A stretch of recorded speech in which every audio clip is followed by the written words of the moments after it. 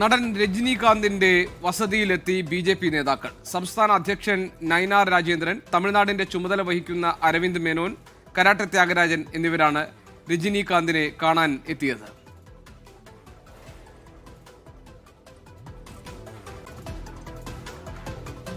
മനേഷ് മൂർത്തി ചെന്നൈയിൽ നിന്നുണ്ട് വിവരങ്ങളുമായി. മനേഷ്, ബി.ജെ.പി. നേതാക്കൾ രജനീകാന്തിനെ കണ്ടതിന്റെ പിന്നിലെ ഉദ്ദേശം എന്താണ്? വിവരങ്ങൾ എന്തൊക്കെയാണ് പുറത്തുവരുന്നത്?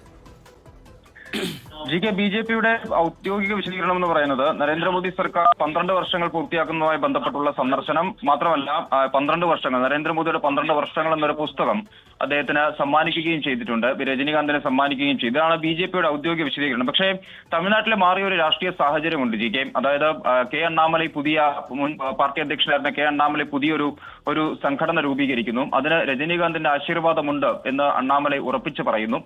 മാത്രമല്ല അതിനുശേഷം രജനീകാന്ത് ഇത്തരത്തിലുള്ള രാഷ്ട്രീയ നീക്കങ്ങൾ ഒന്നും തന്നെ നടത്തുന്നില്ല എന്ന് രജനീകാന്തിന്റെ ഫാൻസ് അസോസിയേഷന്റെ ഭാഗത്തു നിന്നും ഒരു കാര്യം വരുന്നു. അപ്പോൾ ഇത്തരത്തിലുള്ള കാര്യങ്ങളെല്ലാം തന്നെ വലിയ ചർച്ചകളായി നിൽക്കുന്ന ഒരു സമയത്ത് കൂടിയാണ് ബി.ജെ.പി. നേതാക്കൾ ഇവിടെ എത്തി കാണുന്നത്. അത് മാത്രമല്ല, ബി.ജെ.പിയുടെ സംസ്ഥാന അധ്യക്ഷനായിട്ടുള്ള നയനാർ നാഗേന്ദ്രൻ, അതുപോലെ തമിഴ്നാടിന്റെ ചാർജുള്ള അരവിന്ദ് മേനോൻ, കരാട്ടെ ത്യാഗരാജൻ തുടങ്ങിയ പ്രമുഖരായ നേതാക്കളാണ് എന്തായാലും രജനീകാന്തിനെ കാണുകയും ഈ പുസ്തകം കൈമാറുകയും ചെയ്തത്. അപ്പോൾ ആ തരത്തിൽ എന്തായാലും ഒരു രാഷ്ട്രീയ പ്രാധാന്യം ഈ ഒരു കൂടിക്കാഴ്ചയ്ക്കുണ്ട്. പക്ഷേ ബി.ജെ.പിയുടെ ഔദ്യോഗിക വിശദീകരണം ഇത് മാത്രമാണ്. നരേന്ദ്രമോദിയുടെ ഈ 12 വർഷങ്ങൾ പൂർത്തിയാക്കുന്ന ഒരു വേളയിൽ നേതാക്കളെ, പ്രമുഖരായ ആളുകളെ കാണുന്നതിന്റെ ഭാഗമായാണ് രജനീകാന്തിനെ കാണുന്നത്.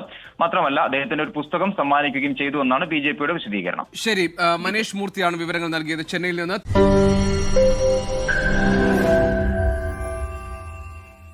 ലോകത്തെവിടെയായാലും ഏത് സമയത്തും 24 വാർത്തകളും ഓഗ്മെന്റഡ് റിയാലിറ്റി പാക്കേജുകളും എക്സ്പ്ലെയിനറുകളും വിശദമായി കാണാൻ ഞങ്ങളുടെ യൂട്യൂബ് ചാനൽ നിങ്ങൾക്ക് സബ്സ്ക്രൈബ് ചെയ്യാം.